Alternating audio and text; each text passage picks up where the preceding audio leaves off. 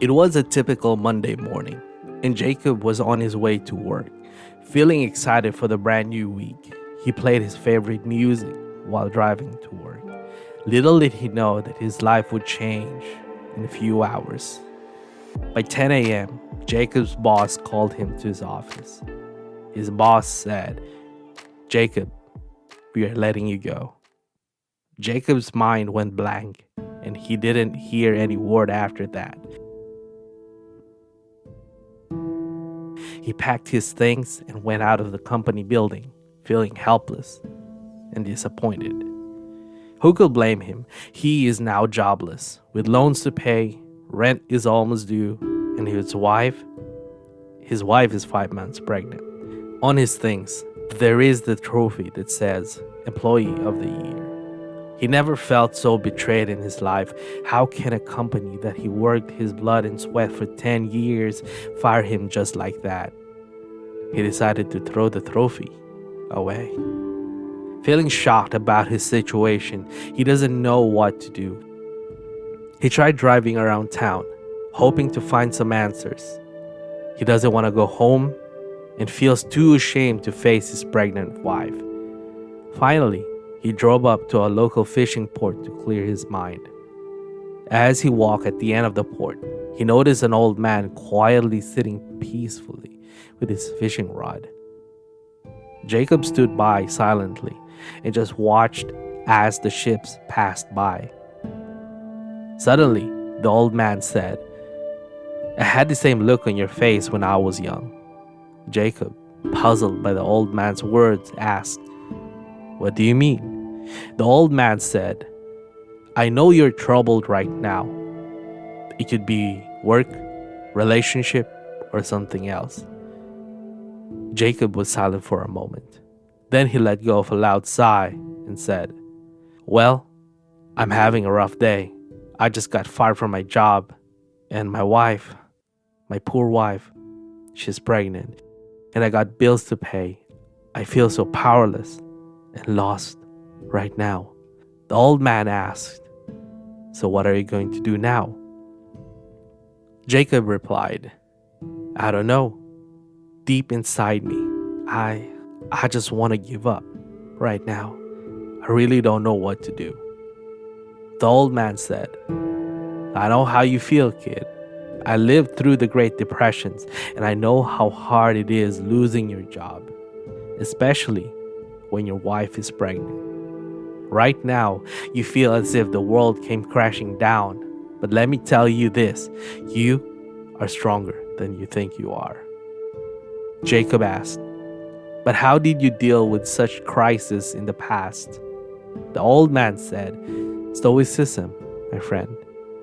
Jacob, puzzled by the man's answer, said, "But that philosophy was an ancient one. We are living in a modern time right now.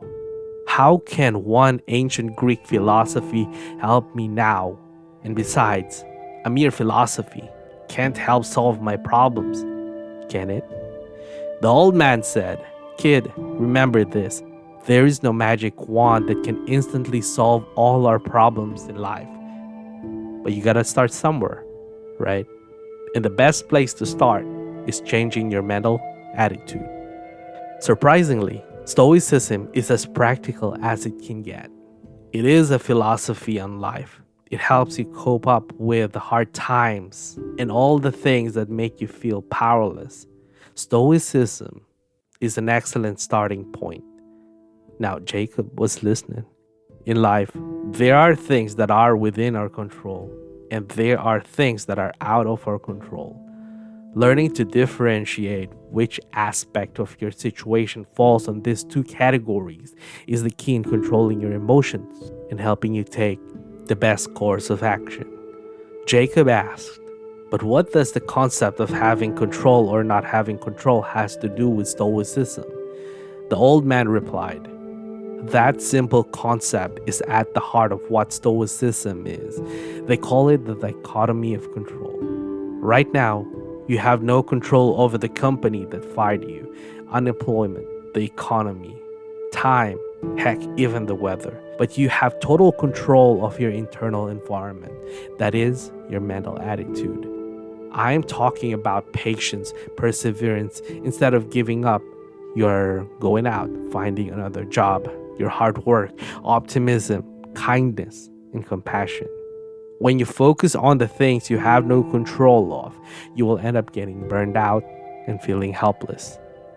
But see, the irony of life is that when you focus on the things you have control, you can influence and flip the situation on the things you have no control of. Jacob, feeling somewhat hopeful, said, "So that means most of us ended up feeling helpless and anxious because we were focusing on the things we have no control over, right?"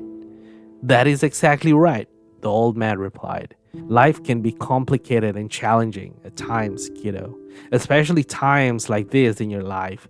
Whenever you feel strong emotions like helplessness and powerlessness, try to take some 5 minutes off. Try stepping back and ask yourself if you're focusing on the wrong things instead of finding the solutions." The old man's fishing rod suddenly moved and he reeled in a small fish. "Not bad, eh?" The old man was smiling as he's unhooking the fish. Jacob asked, "But how do you conquer all those fears of the unknown? Like, I just got fired from my job and I feel like there's a lot of uncertainty going on." "Faith, my friend, faith," the old man exclaimed. "Faith in a sense that no matter how bad a situation is, if you keep pushing through and never giving up, you'll eventually figure things out. Let go of the things you have no control of and focus all your might on the things that you have control of. You don't tell the wind which direction it needs to blow, but you command a ship in the direction it sails, right? You lost your job. It is okay to feel sad, fearful, devastated, but just so you know, it is within your control if you decide to bounce back or keep living like the victim of your circumstances." Jacob thanked the old man and he hurriedly went home. As Jacob opened the door to his house, he saw his pregnant wife. He hugged her tight and said, "Honey, I know it's hard. I got fired from my job, but I know we will bounce back. I already did some phone calls on my way home, and I got companies to apply. I will never give up on us." Jacob and his wife hugged and ate dinner together. 10 days later, Jacob got a job at a huge company with better pay and benefits than his previous job. Emperor Marcus Aurelius once said, "If you are distressed by anything external, the pain is not due to the thing itself, but to your estimate of it. And this you have the power to revoke at any moment." We all have different estimates of things around us. Some people might feel having a flat tire on a Monday morning as a huge source of stress. Other people may feel a sense of relief because they have a reason to avoid the rude boss. Everything around us is neutral. What gives life and meaning to such event is our perception. Our perception is the lens on how we see the world around us. The good news is that since we own our perception, we have the freedom and the power to be in control of our emotions. The bad news is we also have the risk of becoming victims of it. Now the question is, how? How can you be in control of your emotions instead of succumbing to them? Like the old man in the story said, every situation has two categories: things you cannot control and the things you have control. Your key role here, which can make all the difference, is to recognize which aspect falls under these categories. You can either feel in control of your situations or be drowned out with powerlessness. This all depends on where you put your energy and focus. When you focus on the aspects that you have no total control of, like time, your past, the future, other people's decisions, opinions, and preferences, this all can give you a sense of helplessness and powerlessness. Focusing on the things you have no control over won't change a thing. You will still be broke, it will still rain, and you will feel helpless and burn out. However, focusing on the things you have total control of, like faith, hope, love, optimism, staying positive, gratitude, hard work, patience, meditation, positive self talk, body language, mental and physical fitness. All of these are the ones that can help you create a positive change in your life. As Viktor Frankl said, when we are no longer able to change a situation, we are challenged to change ourselves.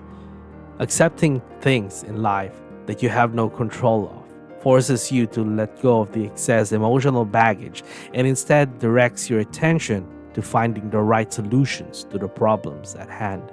Now, harnessing the mindset of stopping yourself from reacting right away is not easy. Human nature is designed to be reactive since it has been a survival mechanism since our early ancestors, and that is why harnessing the mindset takes practice. Now, what can you do?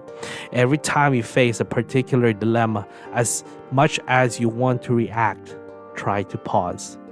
Take a step back and always reassess your situation and ask yourself, in my position right now, what are the things I have direct control of? Now, focus all your energy on the answers to this question.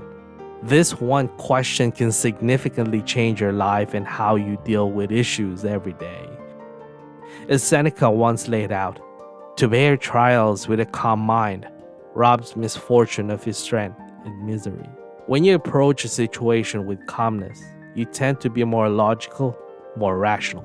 Instead of your thoughts controlling you, you are not permitting your thoughts to control you when you pause and stop yourself from reacting.